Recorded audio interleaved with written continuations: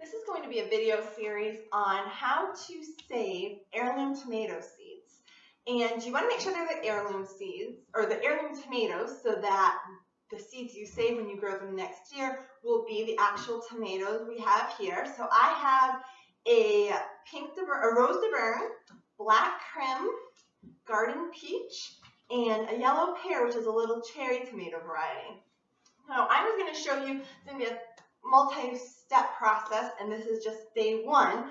This will take a couple of weeks for the whole process to happen with saving the seeds. So I'm just going to open the tomato, and you can see inside that there's all of the flesh and the membranes, and in the membrane is the seeds. So I have marked cups here with the variety that I'm using. I also took a picture ahead of time. I like to have the picture reference for come spring. I know exactly what I'm going to be growing. And all you have to do is squeeze the tomato into your cup. That is it. The membrane as well as the seeds will go in your cup. That is okay. What we're going to do is we're going to ferment this. Mold is going to actually grow here. And it's that process that is going to allow the seeds to separate out of the membrane, and we're left with seeds that we can dry and grow next year. So I have my seeds in my cup here, and what I want to do is I want to cover it with water. And I just want to make sure all the seeds are covered. You know, I'm going to do probably about a half a glass here of the water. And that is it for step one. I'm just going to let this sit. I like to put it on top of my refrigerator. It's out of the way. No little hands are going to get into it. And you want to monitor the water level over the next 10 to 14 days.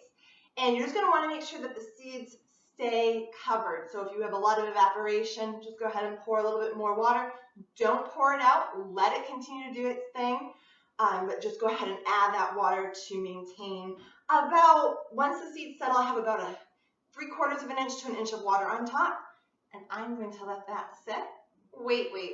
What do you do with all of the leftover heirloom tomato skins and flesh?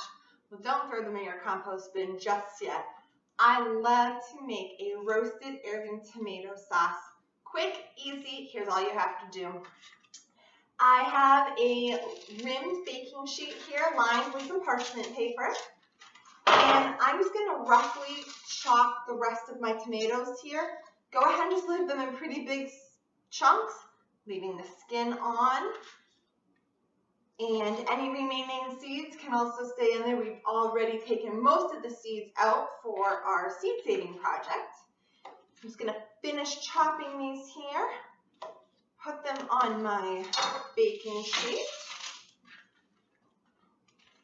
This is great. You can, if you want to just do a yellow variety, you can do a yellow roasted heirloom tomato sauce. If you just want to do the purples or the pinks, I'm just going to do what I have here. No sense in throwing this out. And to that, I'm going to add a couple garlic cloves. I have about 5 or 6 tomatoes here, so I'm just going to add 2 garlic cloves. I love garlic. So more garlic, the better. Add what you like for your family. And I'm not even worrying about chopping them because this is all going to be pureed after it's roasted. I'm just going to throw it on top. I'm going to go ahead and crush the other one here, take the skin off, and get that on my pan. And to this, I am just going to drizzle some extra virgin olive oil right on top of everything. Get that a nice drizzle. And some salt and pepper. That is it. Take this whole concoction here and put it in an oven at 400 degrees for about 45 to 55, 60 minutes until everything starts to get brown and even a little burnt on the edges. That's going to be all that caramely flavor that's going to really add the depth to your roasted heirloom tomato sauce. I wish you guys could smell it in here. It smells amazing. So I've had these tomatoes cooking for about 45 minutes.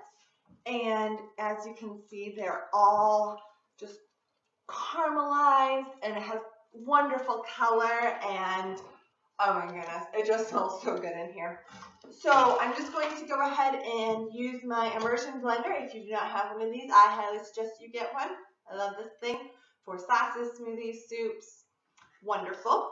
And carefully, because it's hot, I'm going to go ahead and put these into my cup. And this immersion blender that I have actually comes with one of these blending cups. If I were making this recipe on another night, I would have a whole lot more tomatoes, but these are just the tomatoes I had left over from the seed saving. Go ahead and put those in the cup, get every little last bit. Now, if you remember, I had garlic in here as well, and since I'm going to be blending them, it does not matter that they were just the crushed cloves. And I'm just going to go ahead and blend it.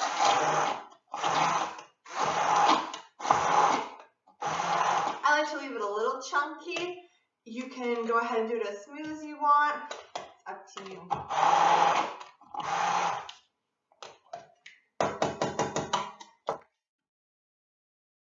We have the color. Oh my goodness, the color is amazing. It's just, I used a blend of the pink, the red, and the yellow tomatoes, so it makes this beautiful orange color.